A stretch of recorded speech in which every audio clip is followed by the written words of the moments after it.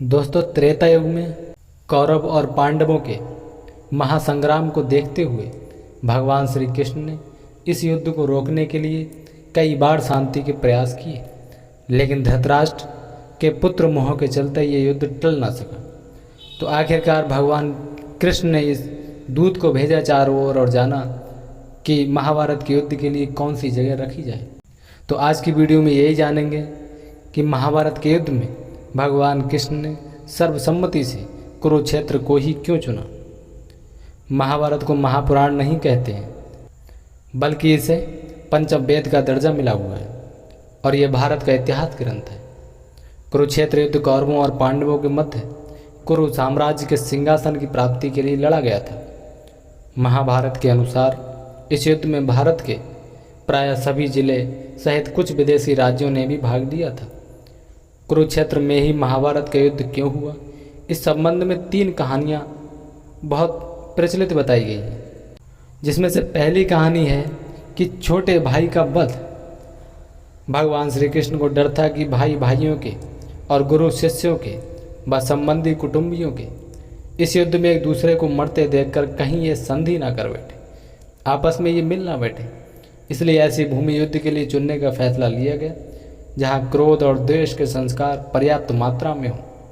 तब श्री कृष्ण ने कई दूत अनेकों दिशाओं में भेजे और उन्हें वहाँ की घटनाओं का जायजा लेने को कहा। एक दूत ने सुनाया कि कुरुक्षेत्र में बड़े भाई ने छोटे भाई को खेत की मेड़ टूटने पर बहते हुए वर्षा के पानी को रोकने के लिए कहा कि इस खेत की मेड़ टूट गई है और पानी बह रहा है, तुम इसकी मेड़ बांध दो। उसने साफ इनकार कर दिया। इस पर बड़ा भाई आग बबूला हो गया। उसने छोटे भाई को छुरे से गोद डाला और मार डाला और उसकी लाश को पैर पकड़कर घसीटता हुआ उस मेड़ के पास ले गया और जहाँ से पानी निकल रहा था वहाँ उस लाश को पानी रोकने के लिए लगा दिया। इस कहानी को सुनकर भगवान श्री कृष्ण ने तय किया कि यही भूमि भाई भाई के युद्ध के लिए उपयुक्त है। यहाँ पर कोई एक दूसरे से संधि नहीं कर पाएगा। जब श्री कृष्ण आश्वस्त हो गए कि इस भूमि के संस्कार यहाँ पर भाइयों के युद्ध में एक दूसरे के प्रति प्रेम उत्पन्न नहीं होने देंगे, तब उन्होंने युद्ध कुरुक्षेत्र में करवाने की घोषणा कर दी। कुरुक्षेत्र को चुनने के लिए दूसरी कहानी भी फेमस है। दूसरी कहानी के अनुसार कहते हैं कि जब कुरु इस क्षेत्र की जुताई कर रहे थे तब इंद्र ने उनसे जाकर इसका कारण पूछा कि तुम इस खेत की जुताई क्यों कर रहे हो। कुरु ने कहा कि जो भी व्यक्ति इस स्थान पर मारा जाए वह पुण्यलोक में जाएगा। इसका मतलब है कि उसे स्वर्ग मिलेगा, ऐसी मेरी इच्छा है। इंद्र उनकी बात को हंसी में उड़ाते हुए स्वर्ग लोक चले गए। ऐसा अनेक बार हुआ। इंद्र ने अन्य देवताओं को भी यह बात बताई। देवताओं ने भी इंद्र से कहा कि यदि संभव हो तो कुरु को अपने पक्ष में कर लो। तब इंद्र ने कुरु के पास जाकर कहा कि कोई भी पशु पक्षी या मनुष्य निराहार रहकर, यानी कि बिना खाना खाए या युद्ध करके इस स्थान पर मारा जाएगा तो वह स्वर्ग का भागी होगा, अर्थात उसे स्वर्ग मिलेगा। ये बात भीष्म, कृष्ण आदि सभी जानते थे।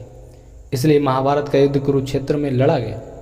एक तीसरी कहानी भी बताई जाती है। कुरुक्षेत्र युद्ध में युद्ध लड़े जाने के लिए एक श्रवण कुमार की कहानी बताई जाती है। माता और पिता भक्त श्रवण कुमार की कहानी तो आपने सुनी ही होगी। श्रवण कुमार जैसे पितृभक्त खोजना मुश्किल है। वे अपने अंधे माता पिता की सेवा पूरी तत्परता से करते थे। उन्हें किसी प्रकार का कष्ट होने नहीं देते थे। एक बार माता पिता ने तीर्थ यात्रा की इच्छा की और कहा कि मैं तीर्थ जाना चाहता हूँ, और वे उन्हें कांवर में बिठाकर तीर्थ यात्रा को चल दिए। बहुत से तीर्थ करा लेने पर एक दिन अचानक उसके मन में ये भाव आया कि पिता माता को पैदल क्यों न चलाया जाए, देखते हैं थोड़ा दूर पैदल चला के। उन्होंने कांवर जमीन पर रख दी और उन्हें पैदल चलने को कहा। अंधे माता और पिता पैदल चलने तो लगे, पर उन्होंने साथ ही ये भी कहा कि बेटा इस भूमि को जितनी जल्दी हो सके पार कर लेना चाहिए। वे तेजी से चलने लगे। जब वह भूमि निकल गई तो श्रवण कुमार को माता पिता के साथ इस तरह से किया हुआ व्यवहार पर बहुत पश्चाताप हुआ कि मैं अपने पिता को धार्मिक दर्शन कराने ले जा रहा था और मैंने उन्हें पैदल चला दिया। और उसने पैरों में गिरकर क्षमा मांगी तथा फिर से दोनों को कांवर में बिठा लिया। उनके अंधे पिता ने कहा, पुत्र इसमें तुम्हारा दोष नहीं। इस भूमि पर किसी समय मैं नाम का एक असुर रहता था। उसने जन्मते ही अपने ही पिता माता को मार डाला था। उसी के संस्कार उस भूमि में अभी तक बने हुए। इसी से उस क्षेत्र में गुजरते हुए तुम्हारे दिमाग में बुद्धि आई कि मुझे पैदल चलाया जाए। इन 3 वजहों से कुरुक्षेत्र में युद्ध करवाया गया। लेकिन कुरुक्षेत्र का महत्व क्या है, आइए ये भी जान लेते हैं। महाभारत के वन पर्व के अनुसार कुरुक्षेत्र में आकर सभी लोग पाप मुक्त हो जाते हैं, और जो ऐसा कहता है कि मैं कुरुक्षेत्र जाऊंगा और वहीं पर रहूंगा, यहाँ तक कि यहाँ की उड़ी हुई धूल के कण पापी को परम पद देते हैं, उसकी मृत्यु स्वर्गलोक को जाती है।